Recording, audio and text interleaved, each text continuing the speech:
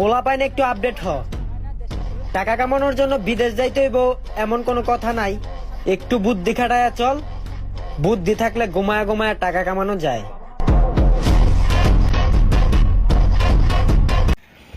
কোনো এক বুদ্ধিমান ব্যক্তি বলেছে বুদ্ধি থাকলে নাকি প্রবাস আসতে হয় না, দেশে শুয়ে শুয়ে নাকি টাকা ইনকাম করা যায়। কিন্তু আমি বলি, ক্যামেরার সামনে বউ নিয়ে কাপড় ব্লক নামে নষ্টামি করতে পারলে শুধু টাকা ইনকাম না, সাথে মা বাবার সম্মানটারেও মাটির সাথে মিশানো যায়। তো বলি, তোর বাপেরা যদি দেশে ঘুষ না নিয়ে জ্ঞান বুদ্ধি থেকে চাকরি দিত, তাহলে হাজার হাজার মধ্যবিত্ত ছেলেদেরকে পড়ালেখা শেষ করে টাকার জন্য চাকরি না পাইয়া প্রবাসে এসে কষ্ট করতে হইতো না। আর সমাজটা যদি কোনো যোগ্যদের দ্বারা পরিচালিত হইতো, তাহলে তোদের মতো বউ ব্যবসায়ীরা কাপড় ব্লক করে দেশটারে নষ্ট করতে পারতো না।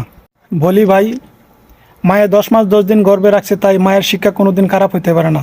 তাই তোর মা বাবারা মানুষ গালি দিব, বাচ্চা থাকতে এমন কুকর্ম কোনোদিন করিস না।